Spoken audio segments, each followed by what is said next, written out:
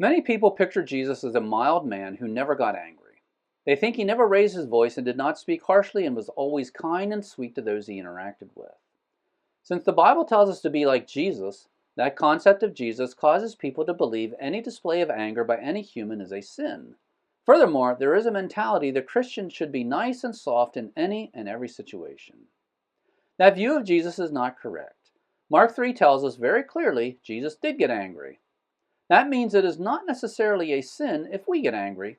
In fact, we may occasionally find ourselves in a situation where anger is not only okay, it may be necessary.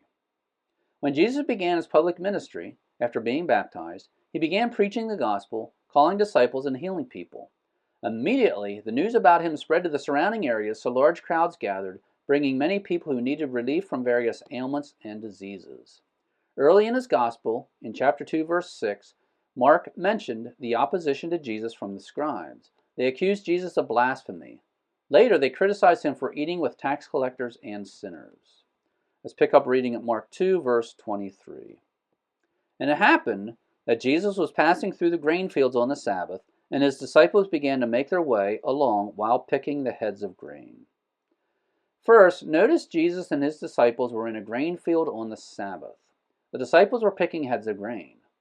The Mosaic law prohibited work on the Sabbath, but the disciples were not harvesting the field. They were simply eating heads of grain. I grew up on a farm, and we used to do this. We would go in a grain field, pick a head of grain off the stalk, rub it in our hands to separate the wheat from the chaff, and then lightly blow on it to blow the chaff away. Then we would plop the kernels of grain in our mouth as a little snack. That is what the disciples were doing. That was not work. They were merely eating a snack. Verse 24. And the Pharisees were saying to him, Look, why are they doing what is not lawful on the Sabbath? The Pharisees told Jesus that his disciples were breaking the Sabbath, but they were not. Verse 25. And Jesus said to them, Have you never read what David did when he was in need and he and his companions became hungry?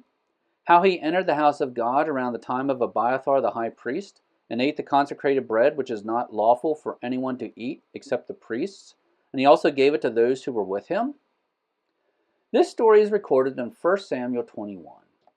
Jesus was making the point that in the case of David, it was okay for non-priests to eat the restricted bread because the men were hungry and needed something to eat for their journey.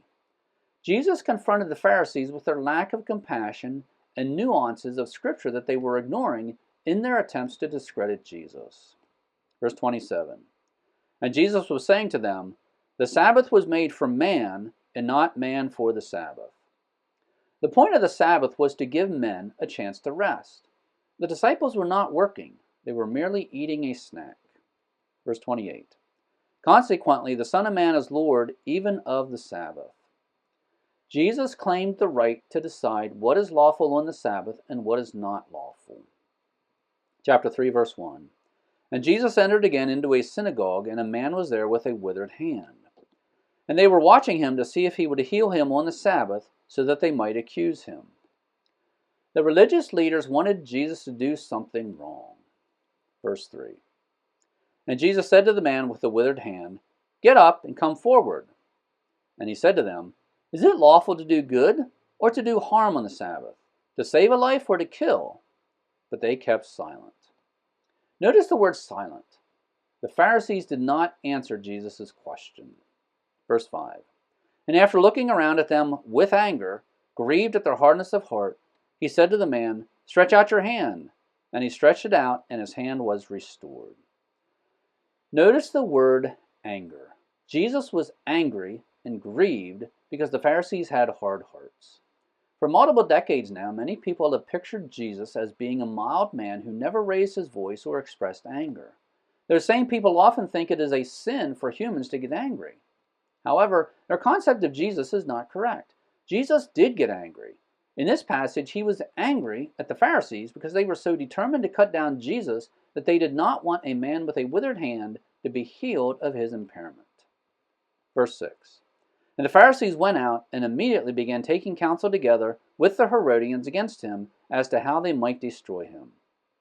So again, the Pharisees had no compassion for the man who had been healed.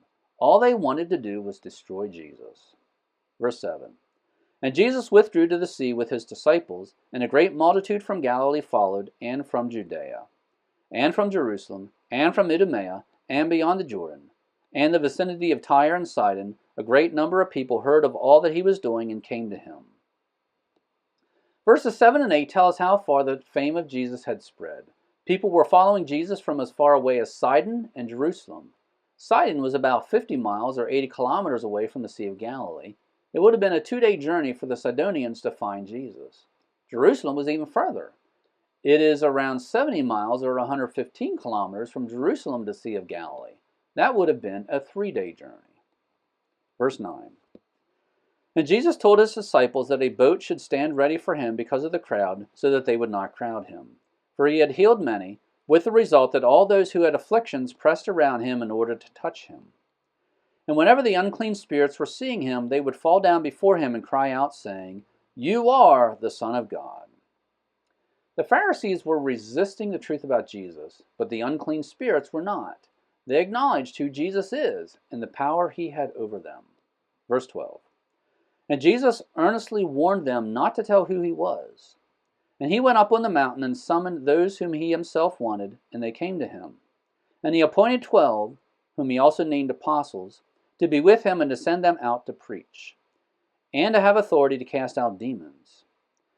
And he appointed the 12, Simon, to whom he gave the name Peter, and James the son of Zebedee, and John the brother of James. To them he gave the name Boanerges, which means sons of thunder, and Andrew, and Philip, and Bartholomew, and Matthew, and Thomas, and James the son of Alphaeus, and Thaddeus, and Simon the Zealot, and Judas Iscariot, who also betrayed him. And he came home, and the crowd gathered again, so that they could not even eat a meal. And when his own people heard this, they went out to take custody of him, for they were saying, "He has lost his senses." Many people pictured Jesus as a mild man who never got angry. Consequently, they believe any display of anger by any human is a sin. Furthermore, there is a mentality that Christians should be nice and soft in any and every situation. That view of Jesus is not correct. Mark 3 tells us very clearly Jesus did get angry. He was angry because the Pharisees were so hard-hearted and obsessed with destroying Jesus that they had no compassion for a man with a withered hand. All the Pharisees cared about was their own position and power, and the fact that Jesus was a threat to their power. This happens today.